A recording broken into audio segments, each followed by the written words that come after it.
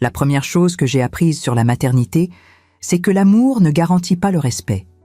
La seconde, c'est que le silence peut être confondu avec l'approbation pendant des décennies entières.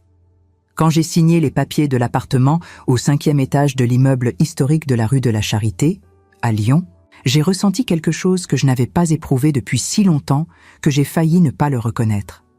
La liberté. Pas cette liberté romantique des films, où des femmes mûres dansent seules dans un salon vide. Rien de tout ça. C'était quelque chose de plus sec, de plus tranchant. C'était la liberté de quelqu'un qui comprend enfin qu'il a attendu trop longtemps des miettes de considération. Je m'appelle Séraphine Montargue de Lorme. Pendant 42 ans, j'ai été l'épouse d'un homme qui me respectait, mais qui ne m'a jamais vraiment vue. Pendant 38 ans, j'ai été la mère d'un fils qui m'aimait à sa façon. Une façon commode, ponctuelle, utile. Et ces 7 dernières années, depuis que Jean-Pierre est mort en me laissant l'appartement soldé et une somme discrète mais suffisante sur le livret d'épargne, je suis devenue ce que personne n'attend qu'une veuve de 69 ans devienne. Invisible par choix, pas par tristesse, par stratégie.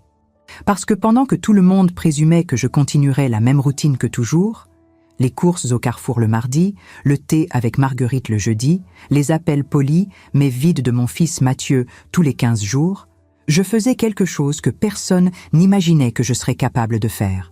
Réorganiser toute ma vie loin des projecteurs, loin des attentes, loin de la performance d'être la mère compréhensive qui accepte tout sans questionner. J'ai vendu les bijoux que Jean-Pierre m'avait offerts au fil des années.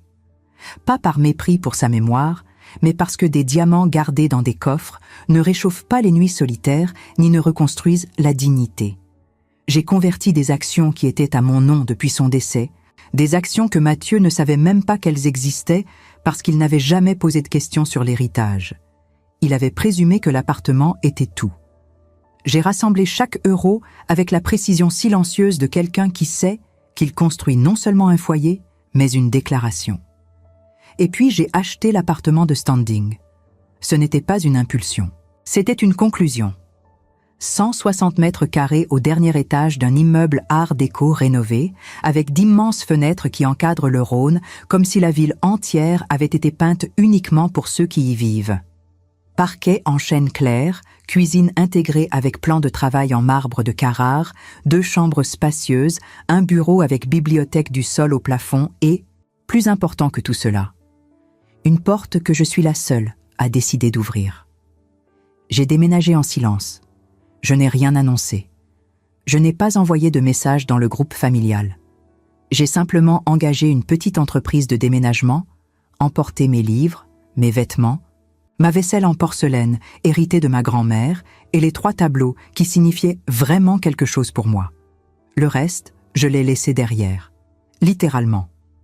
Pendant 2 semaines, j'ai vécu dans l'appartement comme quelqu'un qui expérimente une vie nouvelle dans sa propre peau.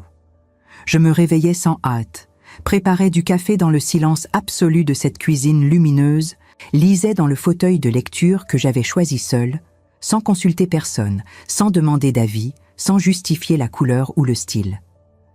Je me promenais dans le vieux Lyon, déjeunais dans de petits bistrots où personne ne me connaissait, rentrais chez moi et m'asseyais sur la terrasse juste pour sentir le vent froid d'octobre sur mon visage. Pour la première fois depuis des décennies, je n'attendais rien, ni appel, ni visite, ni d'être nécessaire. Et c'est précisément à ce moment, quand j'ai enfin cessé d'être disponible, que mon fils a décidé qu'il avait besoin de moi. L'appel est arrivé un jeudi après-midi. J'arrosais les succulentes que j'avais placées sur la terrasse quand le portable a sonné. Son nom clignotant sur l'écran, Mathieu. J'ai hésité, pas par rancœur, mais par lassitude anticipée. Je connaissais déjà le scénario. Il appellerait, dirait qu'il pensait à moi, demanderait comment je me débrouillais, seul, poserait 1 ou 2 questions polies et mettrait fin à l'appel avec la promesse vague de « nous voir bientôt ». Un bientôt qui n'arrivait jamais. Mais j'ai répondu. « Maman ?» Sa voix sonnait étrange. Pas exactement inquiète, mais alertée. « Il faut qu'on parle ». Je me suis assise lentement sur la chaise en osier, tenant l'arrosoir d'une main. « De quoi, Mathieu ?» Il y a eu une pause. Je pouvais presque l'entendre choisir ses mots. De l'appartement. Mon estomac ne s'est pas serré. Mon cœur n'a pas accéléré. J'ai simplement souri. Un sourire petit, amer, inévitable. Qui te l'a dit? Est-ce que ça compte? Sa voix a durci légèrement.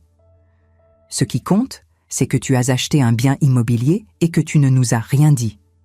Rien, maman. J'ai dû le découvrir par hasard, par une connaissance qui travaille au cadastre. Je suis restée silencieuse. Pas parce que je n'avais pas de réponse, mais parce que tout ce que je dirais à ce moment serait interprété comme défensif. Et je n'étais pas sur la défensive. J'étais exactement là où j'avais prévu d'être. Mathieu, je n'ai pas besoin d'autorisation pour acheter un appartement. Ce n'est pas une question d'autorisation. Il a élevé la voix, perdant le calme qu'il maintenait toujours. C'est une question de considération. Tu es ma mère, bon sang, je devrais savoir ces choses. Pourquoi? J'ai demandé, sincèrement curieuse. Tu m'as dit quand tu as changé de voiture l'année dernière? Quand Camille a rénové le dressing? Quand vous êtes partis à Ibiza en juillet? Silence de l'autre côté. C'est différent. Il a murmuré, mais la conviction n'était déjà plus là. C'est ça, c'est différent. Parce que quand c'est moi, ça devient soudainement un manque de considération. Je l'ai entendu respirer profondément. Puis, une voix féminine en arrière-plan. Camille, ma belle-fille. Toujours présente entre les lignes, toujours murmurant à ses oreilles les choses qu'il devrait dire, mais ne disait jamais seul. Maman. Il est revenu maintenant dans un ton plus contrôlé, presque, affectueux. Camille et moi, on discutait, et on pense que, c'est peut-être le moment de reconstruire notre relation. Vraiment. Sans ressentiment. Sans distance. Mon cœur, qui jusqu'alors était resté ferme, a fait un petit faux pas. Pas d'espoir, de reconnaissance. J'avais déjà entendu cette phrase auparavant. Pas avec ces mots, mais avec la même intonation. Et comment comptez-vous faire ça? J'ai demandé, connaissant déjà la réponse. On a pensé à emménager chez toi, dans l'appartement, avec toi, et voilà. La vérité nue, crue, inévitable, ce n'était pas une réconciliation, c'était une invasion déguisée en affection. Je n'ai pas raccroché, je n'ai pas crié, j'ai simplement respiré profondément, regardé le Rhône en contrebas reflétant la lumière dorée de l'après-midi et dit la seule chose qui avait du sens à ce moment. Quand voulez-vous venir voir l'appartement? Sa surprise était audible. Sérieux? Tu accepterais? Venez samedi, à 16h. J'ai raccroché avant qu'il ne puisse dire autre chose.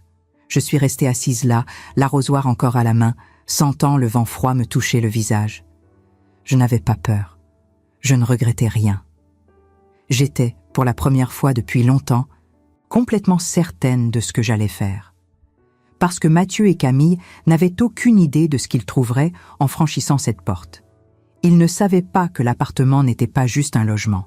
C'était une archive, un témoignage, une accusation silencieuse de chaque fois où j'ai été ignorée, chaque appel non retourné, chaque anniversaire oublié, chaque « on se voit plus tard » qui n'est jamais arrivé. Et plus important, ils ne savaient pas que je ne les invitais pas à vivre avec moi. Je les invitais à enfin faire face à celle que je suis devenue quand j'ai cessé d'être la mère dont ils avaient besoin, et que je suis devenue la femme que je mérite d'être. Vous savez, en attendant que samedi arrive, je pense à combien d'entre vous qui m'écoutez maintenant ont déjà vécu quelque chose de similaire. Peut-être pas exactement pareil, mais similaire. Ce moment où vous réalisez que vous avez été trop commode, trop disponible, trop compréhensive. Si vous êtes là, de l'autre côté, à écouter cette histoire et à ressentir une oppression dans la poitrine parce que vous reconnaissez cette douleur, laissez un commentaire pour me dire d'où vous regardez. Je veux savoir que je ne suis pas seule dans tout ça. Et si cette histoire vous touche d'une manière ou d'une autre, cliquez sur « J'aime ». Pas pour moi, mais pour nous toutes qui méritons d'être vues. Abonnez-vous à la chaîne, parce que ce qui va suivre, disons que Mathieu et Camille vont avoir une surprise qu'ils n'ont jamais imaginée. Et vous devez être là pour voir. Le samedi s'est levé avec ce froid caractéristique de Lyon fin octobre, ce genre de froid qui ne gèle pas les os, mais qui rend l'air dense, chargé, comme si la ville elle-même retenait son souffle. J'ai passé la matinée à organiser l'appartement. Pas pour impressionner, mais pour révéler. J'ai posé sur la table basse du salon 3 albums photos que personne d'autre que moi n'avait vus ces dernières années. Ce n'étaient pas des albums nostalgiques remplis de sourires forcés lors de barbecues familiaux. C'étaient des registres, des chronologies visuelles d'absence, des photos d'anniversaire où seule Marguerite apparaissait à mes côtés. Des photos de Noël où j'apparaissais seule à la table dressée pour 4 personnes. Des photos de remise de diplôme, de mariage de connaissances, de voyages que j'ai faits seule parce que personne n'avait eu le temps de m'accompagner. À côté des albums, j'ai posé un dossier. Simple, discret, en cuir marron déjà usé par le temps. À l'intérieur, des copies de tous les emails que j'avais envoyés à Mathieu au cours des 5 dernières années. Des invitations à déjeuner qui avaient été ignorées. Des questions sur sa vie qui n'avaient jamais reçu de réponse. Des messages disant que je m'ennuyais de lui, que j'aimerais le voir plus, que j'adorerais mieux connaître Camille. Tous marqués comme lus. Aucun répondu. J'ai aussi posé. Sur l'étagère, la dernière lettre que j'avais écrite à Jean-Pierre avant sa mort. Une lettre qu'il n'a jamais lue, parce qu'il est mort 2 jours avant que j'aie le courage de la lui donner. Dans celle-ci, je disais la vérité que je n'avais jamais eu le courage de dire à voix haute, que je me sentais seule dans mon propre mariage, que j'aimais notre fils mais ne reconnaissais plus l'homme qu'il était devenu, que j'avais peur de vieillir invisible. Je n'ai pas mis ces choses-là par cruauté.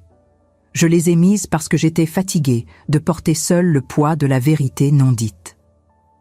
À 15h50, la sonnette a retenti.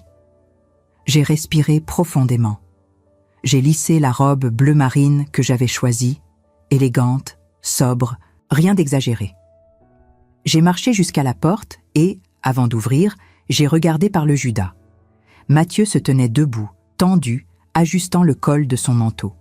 À côté de lui, Camille, cheveux parfaitement bruchés, maquillage impeccable, sourire déjà répété sur les lèvres.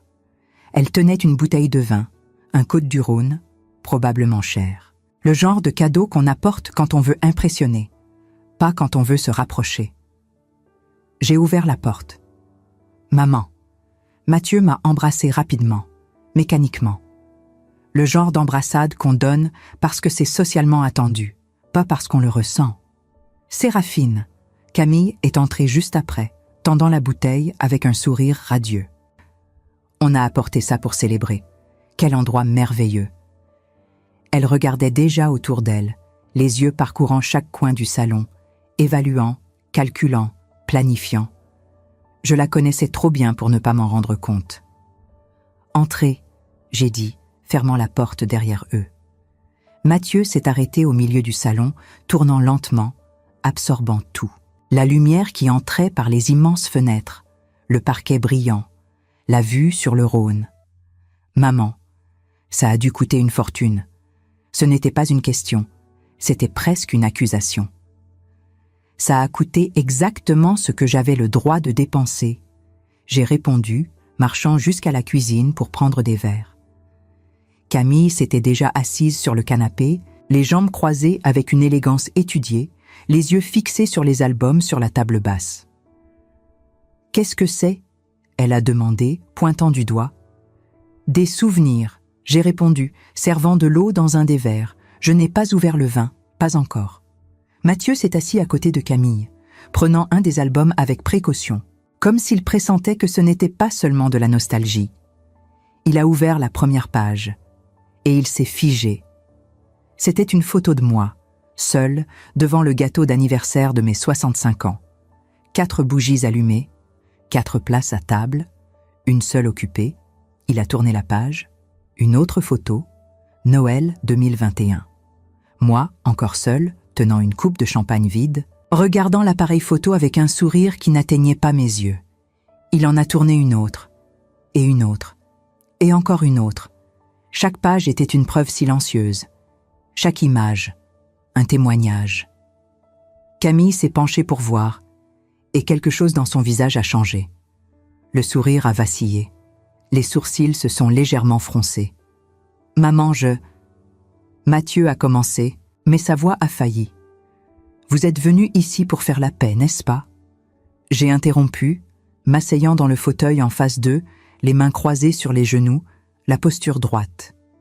Vous êtes venu pour emménager ici, pour partager cet espace avec moi. Ils ont échangé des regards rapides. Mathieu a hoché la tête, hésitant. Eh bien, oui, on pensait que ce serait bien, pour nous tous. Recommencer. Être plus près de toi. Plus près, j'ai répété, laissant le mot flotter dans l'air. Drôle. Vous habitiez à 20 minutes de chez moi ces 7 dernières années, et je ne me souviens pas de beaucoup de proximité. Camille a ouvert la bouche pour parler, mais j'ai levé la main, gentiment mais fermement. Laisse-moi finir. Et alors, pour la première fois depuis des décennies, j'ai parlé. Vraiment parlé. J'ai raconté les anniversaires que j'ai passés seul, les appels que j'ai passés et qui n'ont jamais été retournés. Les fois où j'ai demandé s'ils aimeraient déjeuner avec moi et que j'ai reçu des excuses polies mais vides. Comment j'ai découvert, via les réseaux sociaux, qu'ils étaient partis en Corse sans me prévenir et revenus sans en parler. J'ai raconté la solitude qui n'est pas d'être seul, mais d'être entouré de gens qui font semblant de se soucier. Et pendant que je parlais, les yeux de Mathieu ont commencé à briller. Pas de colère, de quelque chose de pire, de reconnaissance. Parce qu'il savait, il a toujours su, il avait juste choisi d'ignorer. Quand j'ai terminé, le silence qui est resté était assourdissant. Camille a été la première à bouger. Elle s'est levée, lissant sa jupe, le visage maintenant dur, le masque de sympathie complètement tombé. Bon, je vois que cette visite était une erreur. Nous sommes venus le cœur ouvert et nous avons été accueillis avec du ressentiment. J'ai souri. Un sourire petit, triste, vrai. Ce n'est pas du ressentiment, Camille, c'est de la clarté. Mathieu est resté assis, l'album encore ouvert dans les mains, les yeux fixés sur une photo spécifique. Lui et moi, quand il avait 8 ans, enlacés dans le parc. Lui souriant. Moi aussi, tous les deux sincères. Maman. Sa voix est sortie rauque. Je ne savais pas que tu te sentais comme ça. Parce que tu n'as jamais demandé. Il a fermé les yeux, respiré profondément. Quand il les a rouverts, il y avait quelque chose de différent là, quelque chose de brisé. Je peux emporter ça avec moi? Il a demandé, tenant l'album. Je l'ai regardé. L'homme adulte qui portait encore en lui le petit garçon que j'avais bercé, que j'avais soigné, que j'avais aimé de chaque fibre de mon être. Et j'ai acquiescé. Tu peux. Il s'est levé, tenant toujours l'album contre sa poitrine, comme si c'était quelque chose de sacré. Camille était déjà à la porte, impatiente, visiblement gênée.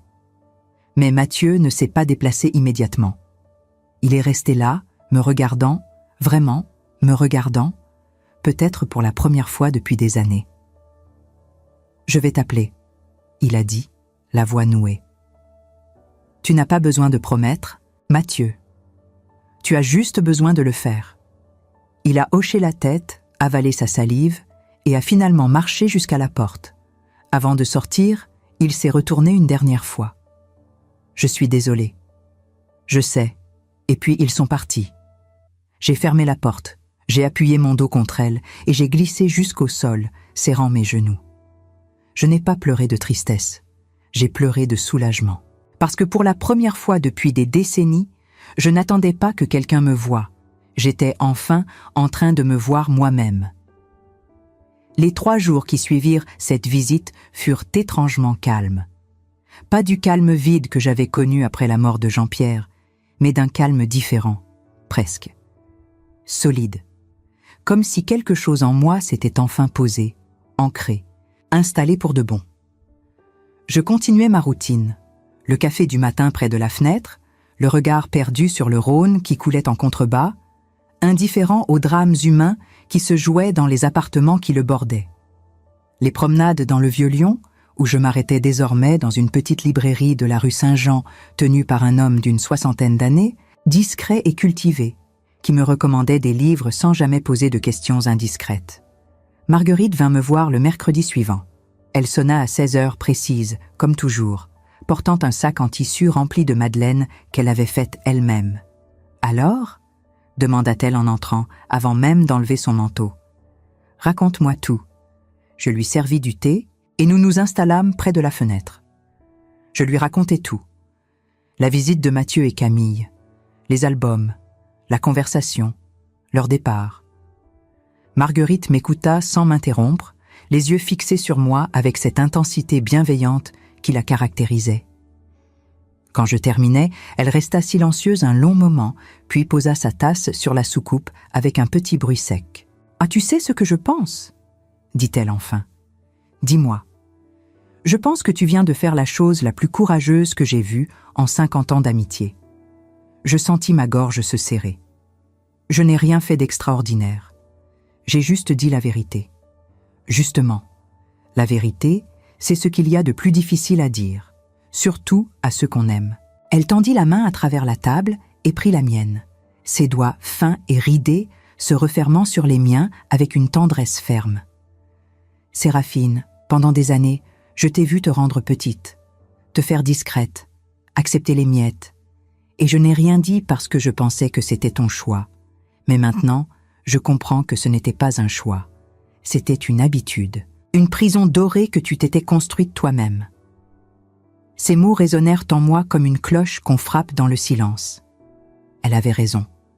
Pendant des décennies, j'avais cru que me rendre indispensable me rendrait aimée. Que si je devenais la mère parfaite, l'épouse parfaite, la grand-mère parfaite, on finirait par me voir vraiment. Mais ce qui se passe quand on se rend indispensable, c'est qu'on devient invisible. Parce qu'on est là tout le temps, toujours disponible, toujours compréhensive, toujours prête à s'effacer pour laisser la place aux autres. Et les gens finissent par tenir votre présence pour acquise. Jusqu'à ce que vous disparaissiez. Et même là, parfois, ils ne remarquent pas tout de suite. « Tu penses qu'il va rappeler ?» demanda Marguerite, brisant le silence. Je haussai les épaules. Je ne sais pas, et pour être honnête, je ne sais pas si ça compte vraiment. Elle me regarda, surprise. Comment ça? Pendant tellement d'années, j'ai attendu qu'il se manifeste, qu'il appelle, qu'il vienne, qu'il montre qu'il pensait à moi, et j'étais malheureuse à chaque fois qu'il ne le faisait pas. Mais maintenant, je réalise que mon bonheur ne peut pas dépendre de ce qu'il fait ou ne fait pas. Marguerite sourit, un sourire doux et fier. « Tu as grandi, ma belle. À 69 ans, tu viens enfin de grandir. » Nous éclatâmes de rire toutes les deux, un rire libérateur, presque enfantin. Ce soir-là, après le départ de Marguerite, je m'installai dans mon bureau, face à la grande bibliothèque que j'avais remplie de livres que je n'avais jamais eu le temps de lire quand j'étais occupée à être utile aux autres. Je pris un carnet vierge, un stylo, et commençai à écrire. Pas une lettre, pas un journal intime, une liste de tout ce que je voulais faire. Pas pour quelqu'un d'autre, pas pour être une meilleure mère, une meilleure amie, une meilleure personne. Juste pour moi. Voyager à Venise, apprendre l'italien, reprendre le piano que j'avais abandonné à 20 ans, m'inscrire à un atelier d'écriture, adopter un chat, peindre les murs de ma chambre en bleu nuit parce que j'en avais envie, même si ce n'était pas raisonnable pour une femme de mon âge. J'écrivis jusqu'à ce que mes doigts me fassent mal, jusqu'à ce que le carnet soit rempli de projets, de rêves, de possibles. Et quand je posais le stylo, je réalisais que je souriais. Pas le sourire poli que j'affichais en société. Un vrai sourire. Le téléphone sonna le lendemain matin. Mathieu. J'hésitais avant de décrocher. Pas par peur, mais parce que je voulais être sûre d'être prête. Je pris une grande inspiration et répondis « Bonjour Mathieu. Bonjour maman. » Sa voix était différente, plus douce, presque incertaine. « Comment vas-tu? Bien, et toi ?» Il y eut un silence. Puis, j'ai lu l'album, plusieurs fois, et j'ai aussi regardé les photos que tu avais laissées, celles de Noël, celles de tes anniversaires. Il s'arrêta. J'entendis sa respiration, un peu tremblante. Maman, je ne savais pas. Enfin, je savais, mais je ne voulais pas savoir. Tu comprends? Oui, je comprends.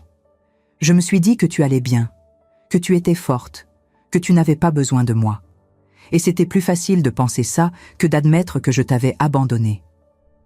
Les mots tombèrent entre nous comme des pierres dans un puits. Tu ne m'as pas abandonné, Mathieu. Tu t'es juste éloigné. C'est la même chose. Non. Abandonner, c'est partir sans regarder en arrière. S'éloigner, c'est partir en se disant qu'on reviendra un jour, même si ce jour n'arrive jamais. Il ne dit rien pendant un long moment. Puis, est-ce que je peux venir te voir? Seul, sans Camille, juste toi et moi. Mon cœur se serra. Pas de tristesse, d'espoir prudent. Quand? Demain? D'accord. Merci, maman. De rien, mon fils. Je raccrochais et restais assise là, le téléphone dans la main, le regard perdu sur le Rhône. Je ne savais pas ce qui allait se passer. Je ne savais pas si Mathieu allait vraiment changer, si cette conversation allait mener à quelque chose de réel ou si ce n'était qu'un élan temporaire de culpabilité qui s'estomperait avec le temps. Mais pour la première fois, je réalisais que ça n'avait pas d'importance.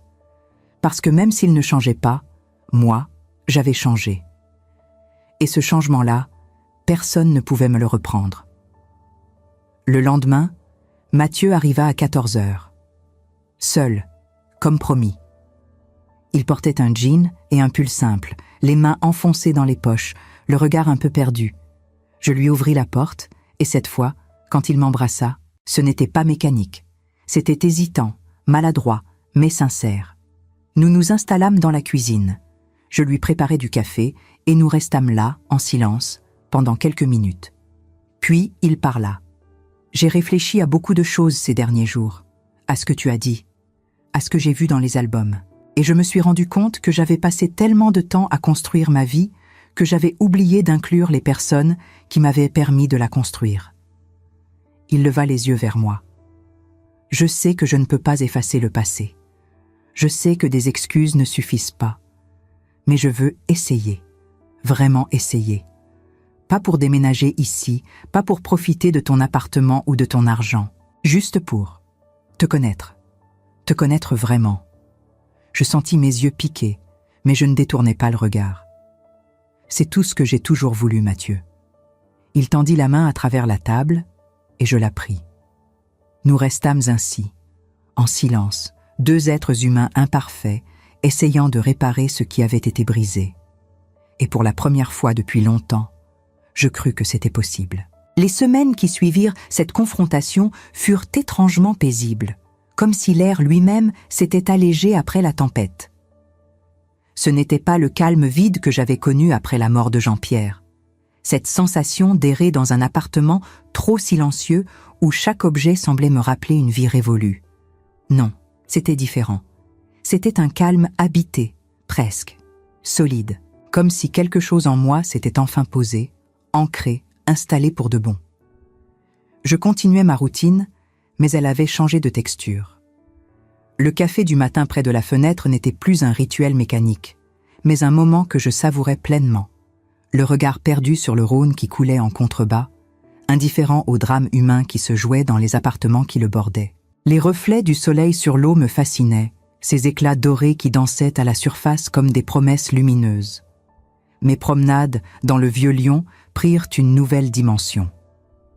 Je m'arrêtais désormais dans une petite librairie de la rue Saint-Jean, tenue par un homme d'une 60aine d'années nommé Laurent.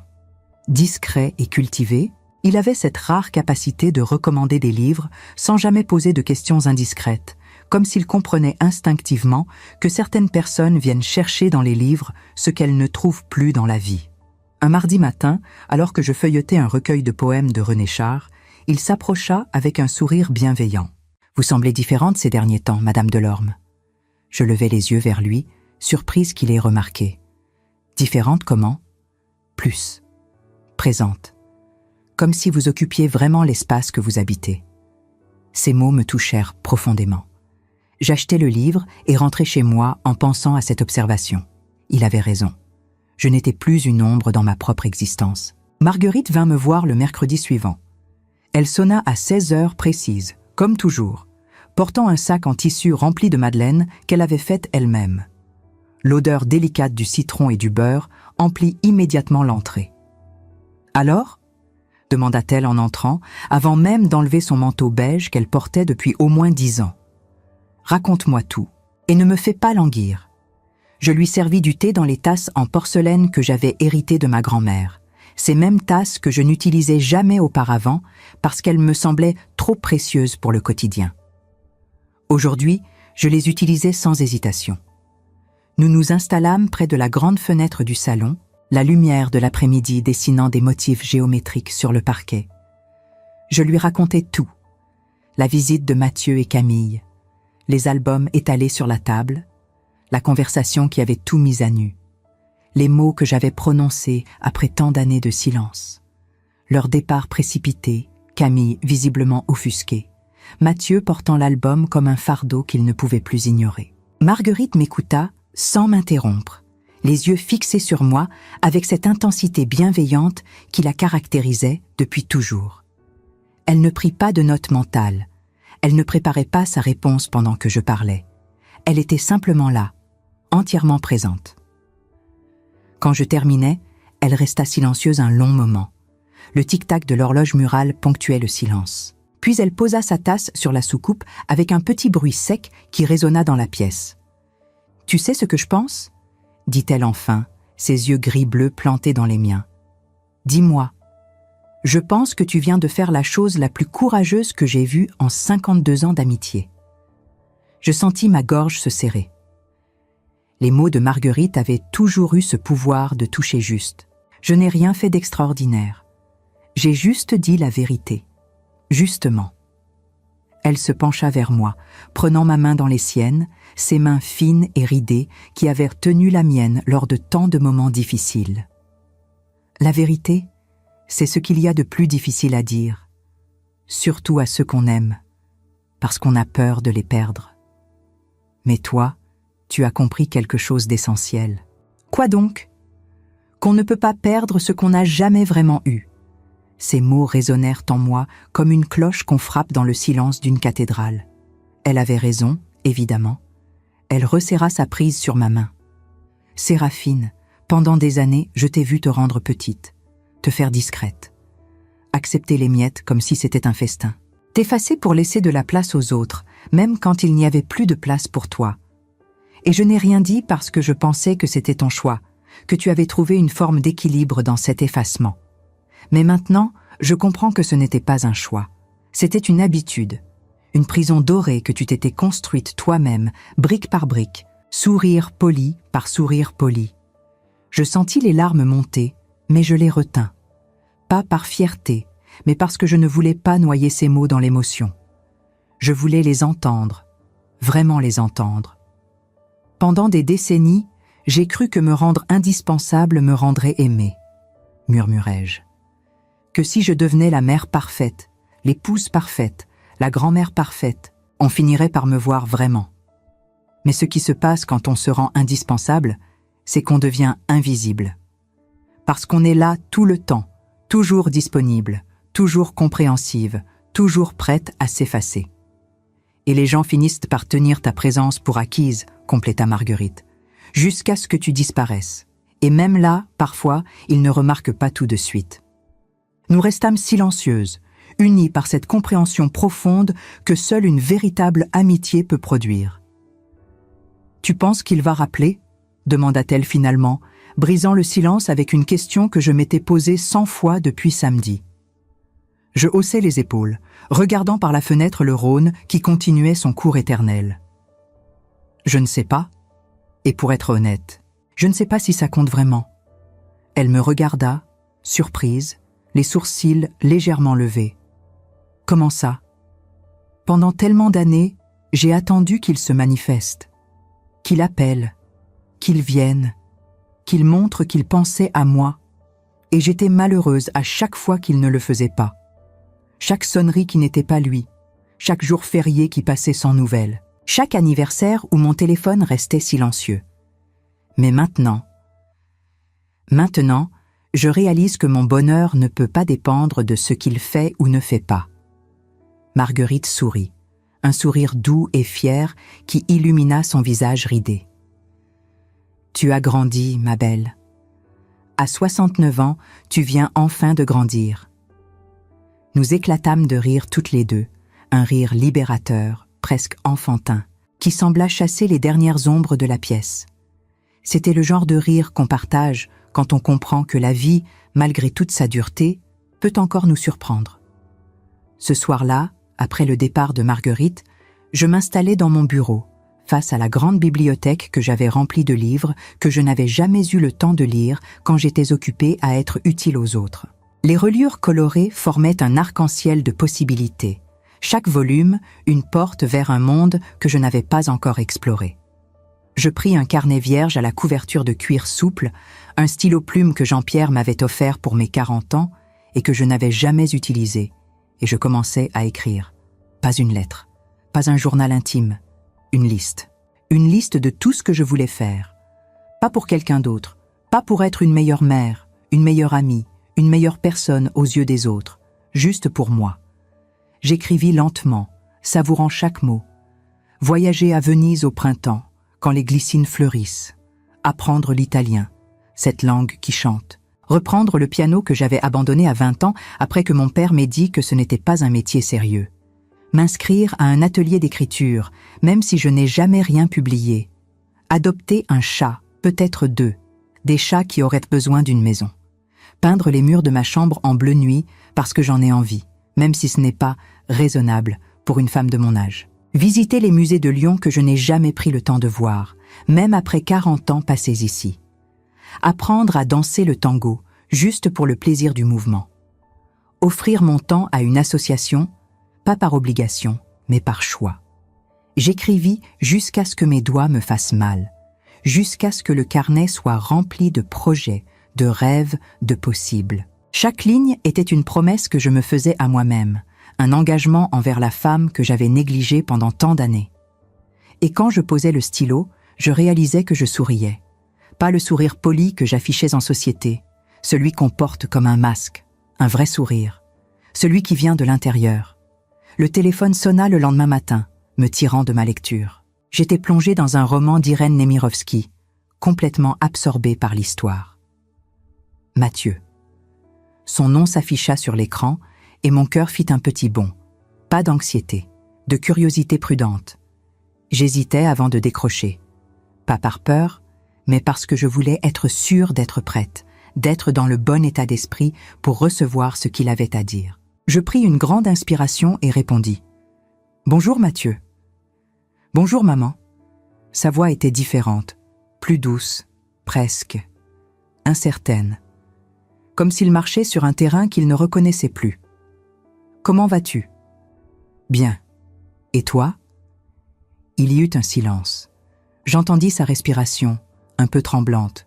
Puis, j'ai lu l'album, plusieurs fois, chaque page. Et j'ai aussi regardé toutes les photos que tu avais laissées.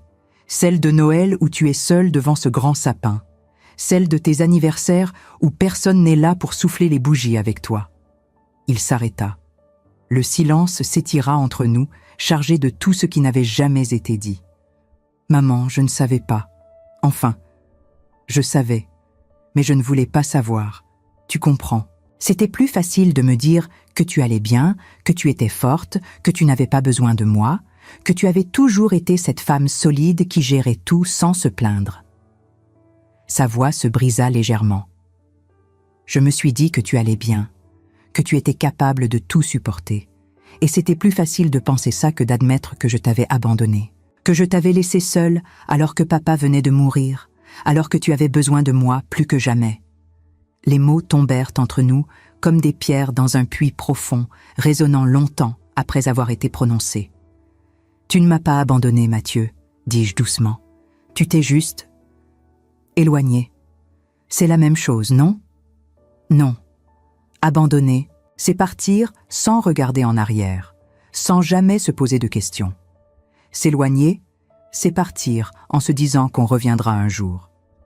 Même si ce jour n'arrive jamais, la différence, c'est qu'on peut revenir d'un éloignement. Il ne dit rien pendant un long moment. J'entendais le bruit de sa respiration, le léger tremblement dans son souffle. Puis, est-ce que je peux venir te voir, seule, sans Camille, juste toi et moi, comme avant, ou plutôt, comme on aurait dû toujours être. Mon cœur se serra, pas de tristesse, d'espoir prudent, fragile, comme une flamme de bougie qu'on protège du vent. Quand? Demain? Si tu es d'accord? D'accord, viens vers 14 heures. Merci, maman. Vraiment. Merci de me donner cette chance. De rien, mon fils.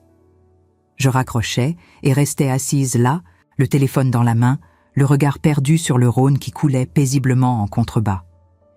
Les péniches passaient lentement, transportant leur cargaison vers des destinations inconnues. Je ne savais pas ce qui allait se passer. Je ne savais pas si Mathieu allait vraiment changer, si cette conversation allait mener à quelque chose de réel ou si ce n'était qu'un élan temporaire de culpabilité qui s'estomperait avec le temps, comme tant de bonnes résolutions qu'on prend et qu'on oublie. Mais pour la première fois, je réalisais que ça n'avait pas vraiment d'importance. Parce que même s'il ne changeait pas, moi, j'avais changé. Et ce changement-là, personne ne pouvait me le reprendre. Il m'appartenait. Il était gravé dans ma chair, dans mes os, dans mon regard. Le lendemain, Mathieu arriva à 14 heures pile, ponctuel, comme il l'avait toujours été pour les choses qui comptaient vraiment pour lui. Il portait un jean et un pull simple en laine grise, les mains enfoncées dans les poches de sa veste. Il n'avait pas son air habituel d'homme d'affaires pressé. Il semblait plus jeune, ou peut-être plus vulnérable. Je lui ouvris la porte, et cette fois, quand il m'embrassa, ce n'était pas mécanique. C'était hésitant, maladroit, mais sincère. Ses bras m'entourèrent un peu plus longtemps que d'habitude. Nous nous installâmes dans la cuisine, pas dans le salon. La cuisine avait quelque chose de moins formel, de plus intime. Je lui préparais du café dans la cafetière italienne que je venais d'acheter, et l'arôme remplit la pièce d'une chaleur réconfortante. Nous restâmes là, en silence, pendant quelques minutes. Ce n'était pas un silence inconfortable. C'était un silence nécessaire, comme celui qui précède les grandes confessions. Puis il parla. J'ai réfléchi à beaucoup de choses ces derniers jours. À ce que tu as dit, à ce que j'ai vu dans les albums, aux photos de toi seul, encore et encore. Il passa une main dans ses cheveux, un geste nerveux qu'il avait depuis l'enfance. Et je me suis rendu compte que j'avais passé tellement de temps à construire ma vie, ma carrière, mon image, que j'avais oublié d'inclure les personnes qui m'avaient permis de la construire. Il leva les yeux vers moi, et je vis dans son regard quelque chose que je n'avais pas vu depuis longtemps, de la vulnérabilité authentique. Je sais que je ne peux pas effacer le passé. Je sais que des excuses ne suffisent pas à réparer 7 ans d'absence, mais je veux essayer. Vraiment essayer. Pas pour déménager ici, pas pour profiter de ton appartement ou de ton argent, juste pour te connaître vraiment, apprendre qui tu es devenu, qui tu as toujours été sous la surface. Je sentis mes yeux piquer, mais je ne détournais pas le regard. C'est tout ce que j'ai toujours voulu, Mathieu. Juste être vu, vraiment vu. Il tendit la main à travers la table et je la pris. Sa main était chaude, tremblante. Nous restâmes ainsi, en silence, 2 êtres humains imparfaits essayant de réparer ce qui avait été brisé par le temps, la négligence et les non-dits. Et pour la première fois depuis longtemps, je crus que c'était possible. Pas facile, pas immédiat, mais possible. Les jours suivants, Mathieu tint parole. Il commença à venir régulièrement, pas avec l'assiduité forcée de quelqu'un qui accomplit un devoir, mais avec la régularité de quelqu'un qui choisit d'être présent. Nous prenions le café ensemble, nous parlions de tout et de rien. Parfois de choses profondes, ses peurs, ses regrets, ses rêves qu'il avait abandonnés en chemin. Parfois de choses simples, un film qu'il avait vu, un livre qu'il voulait lire, une anecdote du travail. Et parfois, nous restions simplement assis en silence, regardant le Rhône couler en contrebas, comme si nous réapprenions à être confortables dans la présence l'un de l'autre sans avoir besoin de remplir chaque seconde de mots. C'était différent, nouveau, fragile comme une porcelaine ancienne, mais c'était réel. Le printemps arriva doucement sur Lyon, apportant avec lui cette lumière dorée particulière qui transforme la ville en tableau impressionniste. C'était cette période de l'année où les arbres le long du Rhône se couvraient de bourgeons d'un vert tendre, presque lumineux, et où l'air portait cette odeur unique de terre humide, mêlée aux premières fleurs. Les terrasses des cafés, se remplissait à nouveau. Les gens sortaient de leur hibernation hivernale et la ville tout entière semblait respirer plus librement. J'avais 70 ans maintenant. Un anniversaire que je ne redoutais plus parce qu'il ne représentait plus une fin, un compte à rebours vers l'insignifiance, mais un commencement. Une nouvelle page, blanche et prometteuse. Les semaines avaient passé depuis cette première conversation avec Mathieu et quelque chose de remarquable s'était produit. Il avait tenu parole. Pas de façon parfaite, pas avec une régularité mécanique, mais avec une sincérité que je n'avais pas vue depuis son enfance. Il venait me voir 2, parfois 3 fois par semaine. Nous avions établi une sorte de rituel, toujours le mercredi soir et souvent le samedi après-midi. Ces moments n'étaient plus marqués par l'obligation ou la culpabilité, mais par un désir authentique de se retrouver. Un mercredi particulier, alors que nous préparions ensemble un gratin dauphinois dans ma cuisine, ses mains épluchant les pommes de terre pendant que je préparais la crème à l'ail. Il me regarda avec un sérieux inhabituel. « Maman, je dois te dire quelque chose d'important. » Je posai le fouet que je tenais et me tournai vers lui, essuyant mes mains sur un torchon. « Je t'écoute. » Il prit une grande inspiration, comme quelqu'un qui s'apprête à plonger dans une eau froide. « Camille et moi. On se sépare. C'est fini. » Je ne dis rien immédiatement. Je me contentais de le regarder, attendant qu'il continue, sachant que le silence était parfois le plus grand cadeau qu'on puisse offrir à quelqu'un qui a besoin de parler. Ça fait des mois que ça ne va plus, peut-être même des années, si je suis vraiment honnête avec moi-même. Mais je ne voulais pas le voir. Ou plutôt, je ne voulais pas l'admettre. Je me disais que c'était juste une mauvaise passe, que ça allait s'arranger, que tous les couples traversent des périodes difficiles. Il passa une main dans ses cheveux, laissant une trace de fécule de pommes de terre sur son front sans s'en rendre compte. Et puis, quand on est venu ici, ce jour-là, quand tu nous as montré les albums, quand tu as dit tout ce que tu avais sur le cœur, quelque chose s'est cassé. Pas juste entre toi et moi, entre elle et moi aussi. Il s'appuya contre le comptoir, le regard perdu vers la fenêtre, où le soleil de fin d'après-midi dessinait des motifs dorés sur le parquet. Elle ne voulait pas vraiment se rapprocher de toi, tu sais. Au fond, je l'ai toujours su, mais je ne voulais pas le reconnaître. Elle voulait juste profiter de l'appartement, de ton argent, de l'image que ça donnerait. Regardez comme nous sommes une belle famille unie. Nous vivons même avec la mère dans son magnifique appartement. Voilà ce qu'elle voyait. Pas toi, pas nous, juste l'apparence. Sa voix se durcit légèrement, comme s'il découvrait ses vérités en les prononçant. Et quand elle a compris que tu ne te laisserais pas faire, que tu n'étais pas la vieille dame malléable et reconnaissante qu'elle imaginait, elle est devenue froide, distante. Comme si je l'avais trahie en choisissant de te voir, de construire une vraie relation avec toi. Elle m'a reproché de perdre mon temps avec des visites inutiles au lieu de me concentrer sur notre avenir. Il leva les yeux vers moi, et je vis dans son regard une tristesse profonde, mais aussi quelque chose qui ressemblait à du soulagement. « Tu n'as pas choisi, Mathieu, » dis-je doucement. « Tu as juste ouvert les yeux. Peut-être, mais ça ne rend pas les choses plus faciles. Le divorce va être compliqué. On a des biens en commun, des comptes bancaires, toute une vie administrative à défaire. Rien de valable n'est facile, mais tout ce qui est difficile n'est pas nécessairement mauvais. » Il hocha la tête, semblant digérer mes paroles. Puis il me demanda, presque timidement, avec la voix d'un petit garçon qui cherche l'approbation, « Est-ce que tu penses que papa aurait été déçu de moi? De mes choix?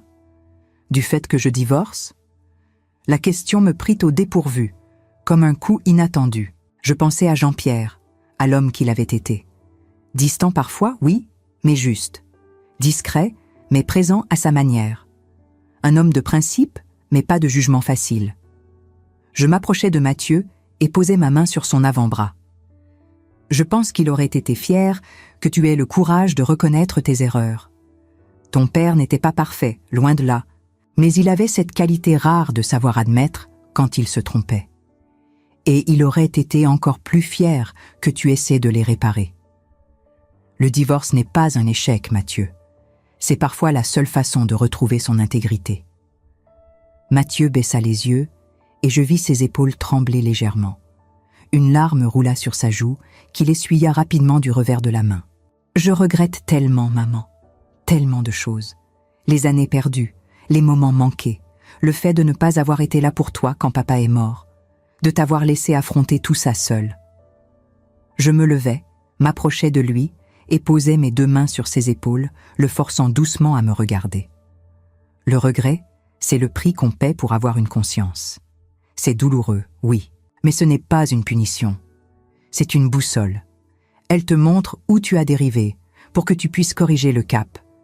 Et tu es en train de le faire. C'est tout ce qui compte. Il leva les yeux vers moi, et je vis dans son regard quelque chose que je n'avais pas vu depuis des années, depuis qu'il était adolescent peut-être. De la gratitude. Sincère, profonde, vulnérable. « Merci », murmura-t-il. « Merci de ne pas m'avoir fermé la porte. Merci de me donner une chance que je ne mérite probablement pas. Tu es mon fils. On mérite toujours une chance de réparer ce qu'on a cassé. » Nous terminâmes de préparer le gratin dans un silence confortable, ponctué seulement par le bruit du couteau contre la planche à découper et le ronronnement du four qui préchauffait. Ce soir-là, nous dînâmes ensemble, savourant le plat simple mais réconfortant, parlant de choses légères, des films qu'il voulait voir, d'un voyage qu'il envisageait peut-être de faire seul, de mes projets de cours d'italien que je voulais commencer. Quand il partit, tard dans la soirée, il m'embrassa sur le front avec une tendresse qui me rappela l'enfant qu'il avait été. « À mercredi prochain », demanda-t-il sur le pas de la porte. « À mercredi prochain », et je sus qu'il viendrait. Pas par obligation, mais parce qu'il le voulait vraiment. Ce soir-là, après son départ, je m'installai à nouveau dans mon bureau. Je repris le carnet où j'avais écrit ma liste de rêves et j'ajoutai une nouvelle ligne, écrite d'une main ferme, « Apprendre à pardonner. Pas pour les autres, pour moi. Parce que porter le poids de la rancœur est épuisant, et je veux être légère. Parce que c'était ça, le vrai secret de la liberté. Ce n'était pas de faire payer les autres pour leurs erreurs, de les punir éternellement pour leurs manquements. C'était de refuser de porter le poids de leur culpabilité, de ne pas laisser leur choix définir ma valeur. Les mois passèrent, et avec eux arriva l'été. L'hiver s'était installé puis reparti, et Lyon s'était transformé sous mes yeux. Le Rhône ne gelait plus. Les toits du vieux Lyon perdèrent leur manteau de neige pour révéler leurs tuiles romaines d'un orange profond, et les terrasses des restaurants débordèrent de vie. Mathieu et moi avions développé une routine solide, confortable. Il venait toujours le mercredi soir et nous dînions ensemble. Rien de compliqué, rien d'ostentatoire. Des plats simples, cuisinés ensemble dans cette cuisine lumineuse qui était devenue mon sanctuaire. Des quiches lorraines, des blanquettes de veau, des tartes aux fruits de saison. Nous parlions de tout. De son travail dans la finance, qui le passionnait moins qu'avant, mais qu'il continuait avec professionnalisme. De ses doutes sur ce qu'il voulait vraiment faire de sa vie. De ses projets, peut-être changer de carrière, peut-être voyager davantage, peut-être simplement apprendre à être heureux sans chercher constamment la validation extérieure. Et parfois, il me posait des questions sur ma vie. Pas par politesse convenue, mais par vraie curiosité, comme s'il découvrait une personne qu'il n'avait jamais vraiment connue. « Maman, est-ce que tu as des regrets ?» me demanda-t-il un soir de juin, alors que nous finissions une tarte aux cerises que nous avions préparée ensemble, le jus rouge vif tachant nos assiettes blanches. Je réfléchis un instant, savourant la douceur acidulée du fruit. « Oui, beaucoup. Comme quoi, j'aurais aimé parler plus, dire ce que je ressentais au lieu de l'enfouir profondément, en espérant que ça disparaîtrait tout seul. J'aurais aimé être moins accommodante, moins conciliante à tout prix, moins silencieuse face aux choses qui me blessaient, moins invisible. Je posais ma fourchette et le regardais droit dans les yeux. « Tu n'étais pas invisible, » dit-il doucement. « Si, Mathieu, je l'étais. Parce que je me suis rendu invisible. J'ai choisi l'effacement, pensant que c'était de la générosité. J'ai choisi le silence, pensant que c'était de la sagesse. Et c'est ça, le vrai regret. Pas ce que les autres m'ont fait, mais ce que je me suis laissé faire à moi-même. Personne ne m'a forcé à disparaître. Je l'ai fait toute seule. » Il baissa les yeux, absorbant mes paroles comme une éponge absorbe l'eau. Puis, doucement, avec une intensité qui me toucha, « Je ne veux pas que tu te sentes invisible. Plus jamais.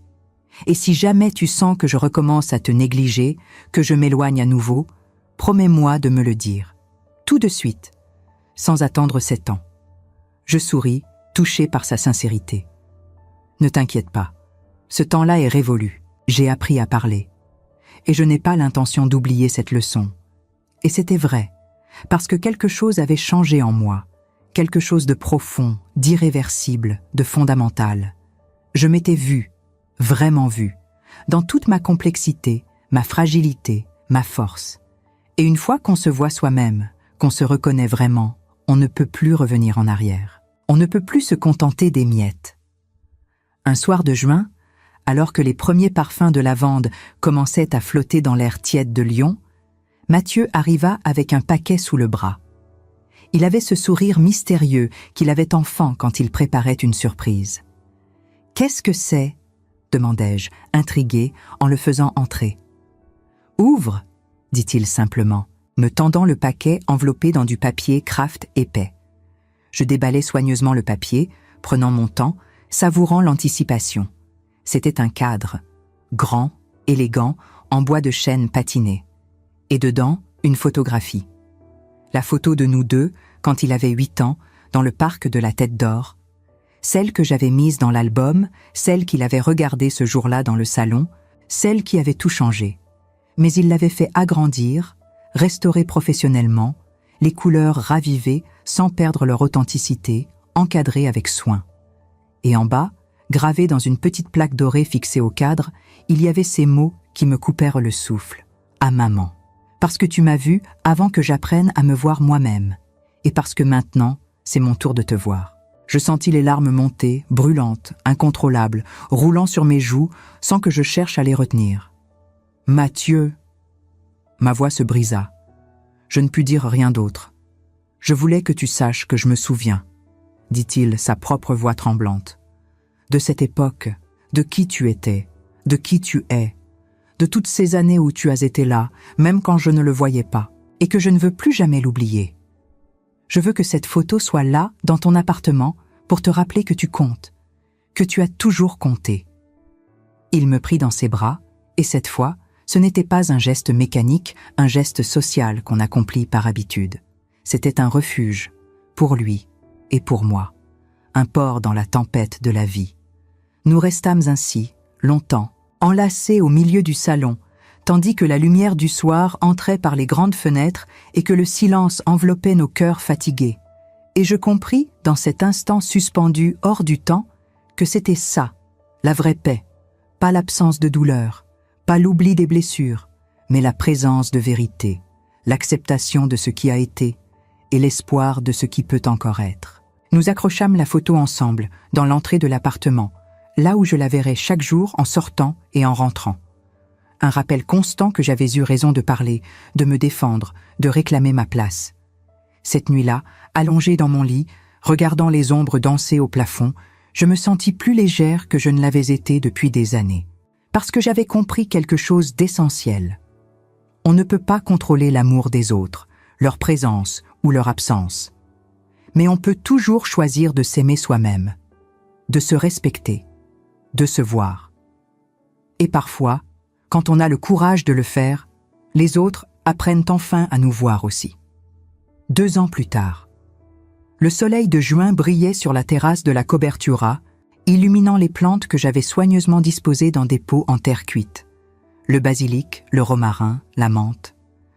Toutes ces herbes que j'utilisais maintenant pour cuisiner, non par obligation, mais par plaisir. J'étais assise à ma petite table en fer forgé, une tasse de café fumant devant moi, un livre ouvert à moitié lu. Mon téléphone vibra. Un message de Mathieu. « On peut passer ce soir ? On a une nouvelle à t'annoncer. » Je souris. Ces derniers mois, Mathieu avait refait sa vie. Lentement, prudemment, mais sincèrement. Il voyait quelqu'un maintenant. Une femme simple, professeure d'histoire, qui me rappelait un peu Marguerite par sa douceur et son authenticité. Bien sûr, venait vers 19h. Je passais l'après-midi à préparer un repas simple mais savoureux. Une ratatouille, du poulet rôti au thym, une tarte aux abricots. À 19h précise, la sonnette retentit. J'ouvris la porte.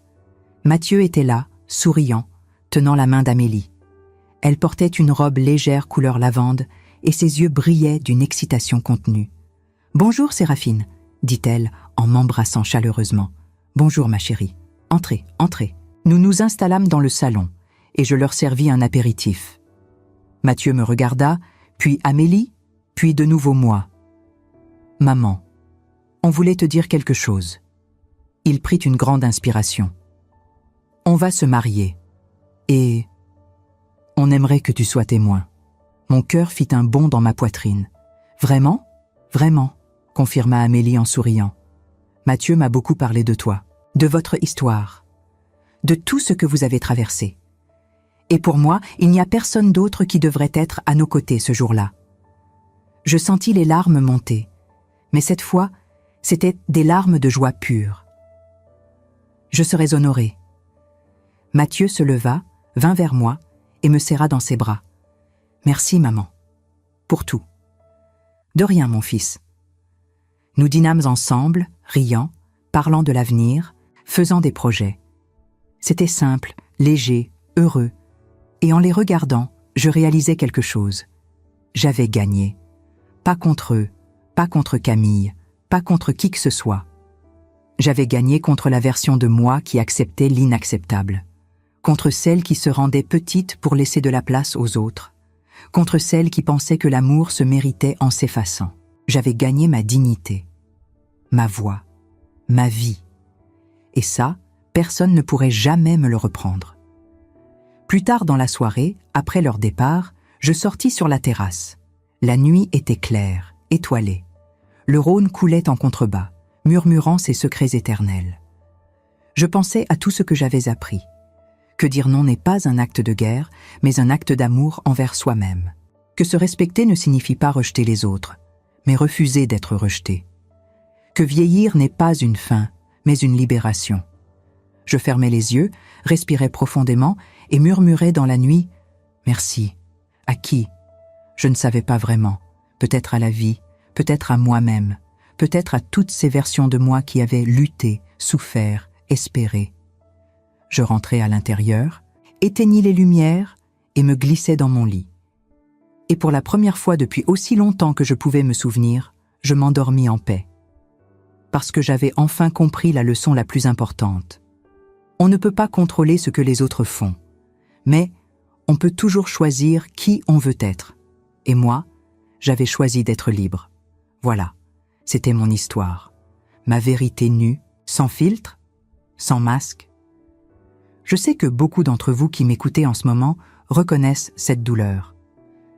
Peut-être pas dans les mêmes détails, mais dans l'essence.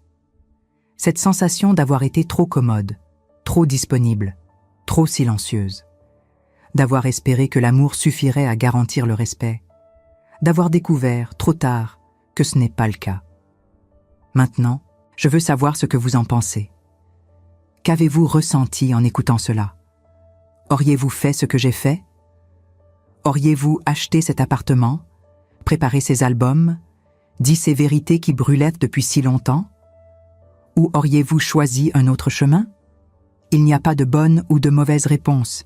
Il n'y a que votre vérité et je veux l'entendre. Laissez un commentaire ici en me racontant ce que vous avez pensé de cette histoire. Dites-moi si vous avez déjà vécu quelque chose de similaire, si vous le vivez maintenant, ou si vous connaissez quelqu'un qui a besoin d'entendre cela. Et dites-moi d'où vous m'écoutez, de quelle ville, de quel pays, de quel coin du monde, parce que savoir que nous ne sommes pas seuls dans ce voyage, ça change tout. Si cette histoire vous a touché d'une manière ou d'une autre, si elle vous a fait repenser vos propres choix ou si elle vous a simplement fait sentir que quelqu'un comprend, cliquez sur « J'aime ».